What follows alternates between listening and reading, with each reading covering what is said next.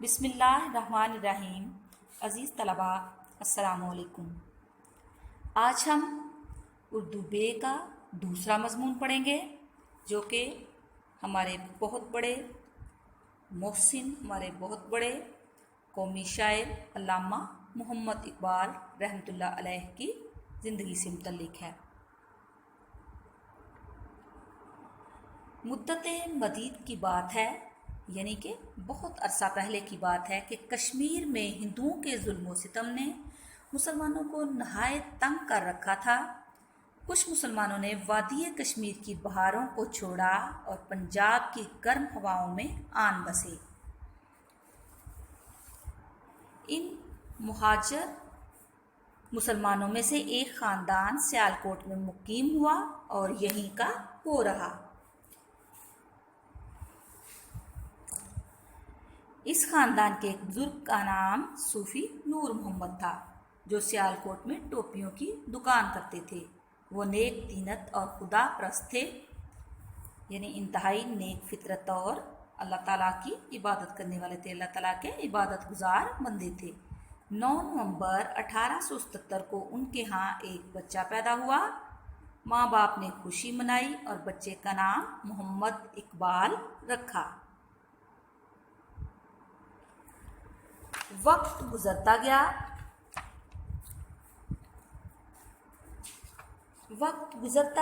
بچہ بڑھتا گیا۔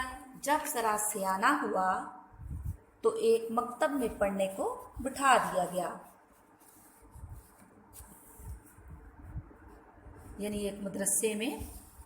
جب ذرا وہ بچہ سمجھدار ہوا تو اسے ایک مدرسے میں پڑھنے کے لیے بھیج دیا گیا۔ یہاں سے اٹھایا تو مشن سکول میں بٹھایا۔ بچہ تھا بڑا ذہین۔ اس نے پرائمری میں وظیفہ پایا، پھر مڈل میں یہی اعزاز حاصل کیا۔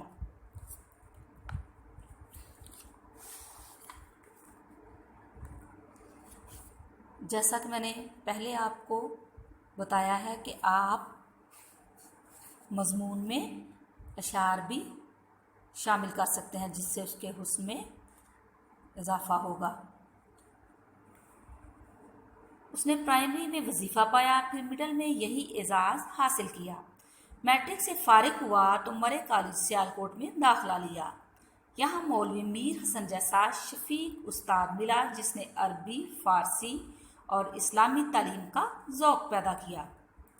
FA پاس کرنے کے بعد گورنمنٹ کالج لاہور سے فلسفہ میں MA کیا اور کچھ عرصہ گورنمنٹ کالج لاہور میں پروفیسری کی۔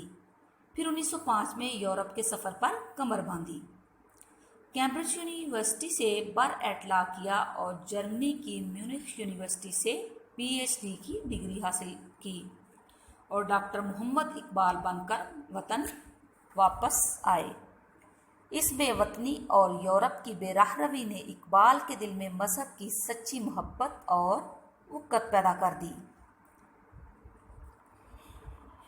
فرماتے ہیں، ایک ہوں مسلم حرم کی پاسبانی کے لیے، ایک ہوں مسلم حرم کی پاسبانی کے لیے، نیل کے ساحل سے لے کر تا بخاک کاشغر۔ آپ کو بچپن ہی سے شعر و شاعری سے محبت تھی۔ انجمن حمایت اسلام کے اجلاس میں اقبال کے نام سے رونق آ جاتی تھی۔ اقبال کی نظم کا ایک ایک شعر اشرفیوں میں تلتا تھا۔ وہ مسلمانوں کے زوال پر بے حد غمناک تھے۔ وہ مسلم نوجوانوں کو اسلام کی آن پر کٹ مرنا سکھاتے تھے۔ چنانچہ آپ نے 1930 کے خطبہ الہ آباد میں پاکستان کا تخیل پیش کیا اور نوجوانوں کے دلوں میں آگ لگا دی۔ قائد اعظم کو ولایت سے لائے اور مسلمانوں کی قیادت انہیں سونپی۔ اقبال جانتے تھے کہ محمد علی جناح ہی وہ شخصیت ہیں جنہیں نہ تو خریدا جا سکتا ہے، نہ راستے سے ہٹایا جا سکتا ہے۔ پاکستان کے حصول کے لیے ان سے زیادہ موزوں مسلمانوں میں کوئی نہیں۔ چنانچہ اقبال کی رہنمائی اور قائد اعظم کی شبانہ روز محنت سے 14 اگست 1947 کو پاکستان کا ہلال دنیا کے نقشے پر طلوع ہوا۔ शबाना रोज़ मेहनत, दिन रात मेहनत की वजह से। अंग्रेज़ी हुकूमत ने इकबाल को सर का खिताब दे रखा था, मगर इकबाल ने अंग्रेज़ी हुकूमत के बखिए अधेड़ कर रख दिए। अंग्रेज़ की शाहरी को मशहूर कर दिया और वो इस मर्दे दरवेश के सामने आजिज़ आ गई। इकबाल ने उर्दू और फ़ारसी में इस कदर बुलंद ख़यालात का इजहार किया है कि ईरान और दुनिया भर के शायरों और फ़लसफ़ियों ने मौजूदा ज़माने को असरे इकबाल कहकर तारीफ़ के फूल पेश किए हैं। असरे इकबाल यानी इकबाल का दौर, इकबाल का ज़माना कहकर तारीफ़ के फूल पेश किए हैं। उर्दू में बांगे दरा, बाले जिब्रील, ज़रबे कलीम, अरमगाने हजाज इकबाल के शेरी मजमूए हैं। फ़ारसी में प्यामे मशरिक़, ज़बूर अजम, मसनवी, इसरार और रमूज़, जावेदनामा और अरमगाने हजाज का कुछ हिस्सा शामिल है। अफसोस है कि इकबाल ने जो शम्मा जलाई थी खुद उसकी रोशनी से मुस्तफ़ीद ना हो सके और 21 अप्रैल 1938 को राह रवे आलमे बका हो गए, यानी आप इस दारे फ़ानी से कूच कर गए। बादशाही मस्जिद के सदर दरवाज़े के बाहर आपका मकबरा ज़ियारत गाहे अवामो ख़ास है, यानी बादशाही मस्जिद के सदर दरवाज़े के बाहर आपका मकबरा है जहाँ सभी लोग यानी ख़ास और आम सभी लोग वहाँ आके आपके मकबरे की ज़ियारत करते हैं।